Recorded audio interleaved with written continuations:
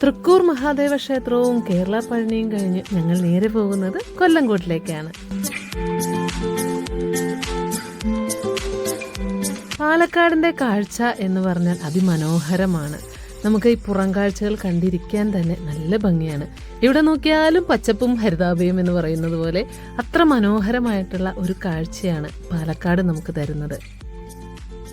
പാലക്കാട് ഞങ്ങൾക്ക് നല്ല ഫെമിലിയർ ആയിട്ടുള്ള ഒരു സ്ഥലമാണ്. കാരണം കൂടെ വർക്ക് ചെയ്യുന്നവരിൽ ഭൂരിഭാഗം ആളുകളും പാലക്കാടുള്ളവരാണ്.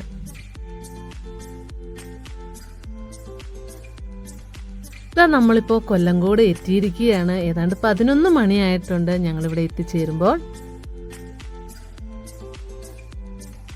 ഇതാ ആ കാണുന്നത് നെല്ലിയാമ്പതി കുന്നുകളാണ്.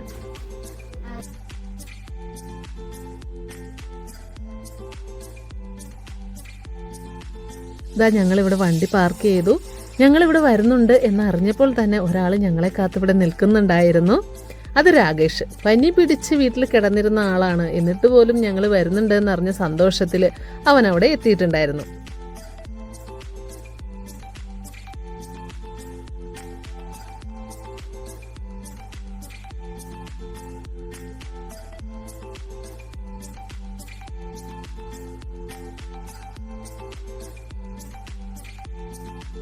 നമുക്കിതിനകത്തേക്ക് കയറണമെങ്കിൽ പാസ് എടുക്കണം. ഒരാൾക്ക് എൻട്രി പാസ് വരുന്നത് 30 രൂപയാണ്.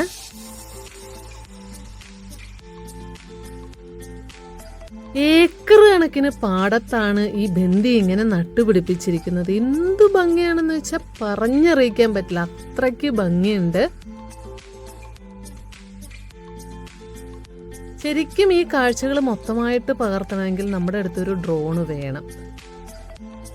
ഇങ്ങനെ വീഡിയോയിൽ നിങ്ങൾക്ക് എത്രമാത്രം ഇതിന് ഭംഗി വിസിബിലിറ്റി ആയിട്ടുണ്ടെന്ന് എനിക്ക് അറിയില്ല.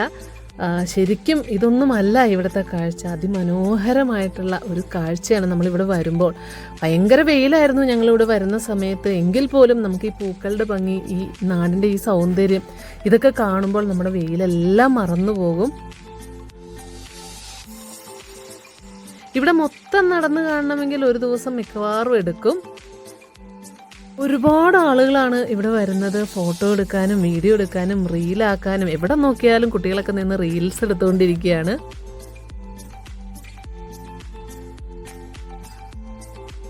ഇവിടെ ഇതുപോലെ ചെറിയ ചെറിയ ഷെഡുകൾ ഉള്ളത് കൊണ്ട് വെയിലിന് ഇടയ്ക്ക് നമ്മളൊരു ആശ്വാസമായിട്ട് അവിടെ കയറി നിൽക്കാം.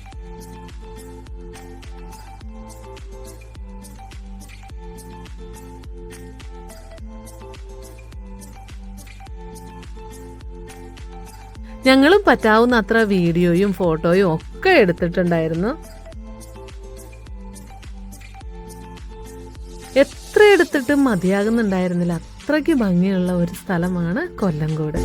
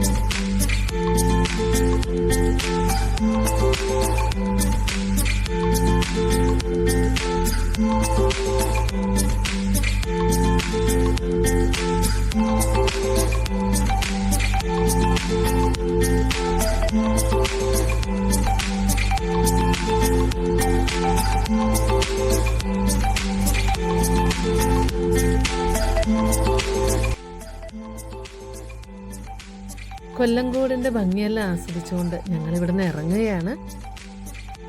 ഇവിടെ നിന്ന് നേരെ പോകുന്നത് ഞങ്ങളുടെ കൂടെ വർക്ക് ചെയ്യുന്ന മറ്റൊരു കുട്ടിയുടെ വീട്ടിലേക്കാണ്.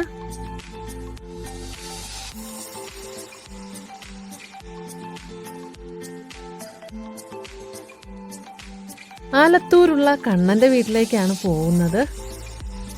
അവിടെ ആളുടെ വീടിൻ്റെ പുറകുവശത്തായിട്ട് വലിയൊരു മലയുണ്ട്.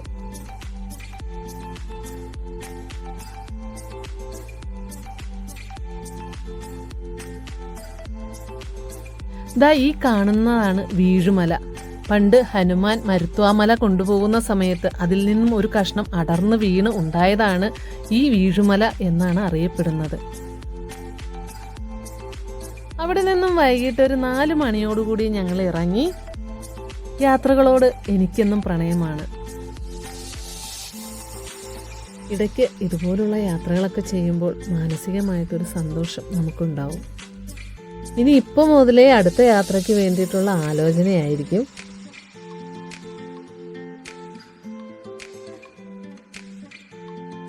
അപ്പോൾ അടുത്ത വീഡിയോയുമായി നമുക്ക് വീണ്ടും കാണാം. താങ്ക്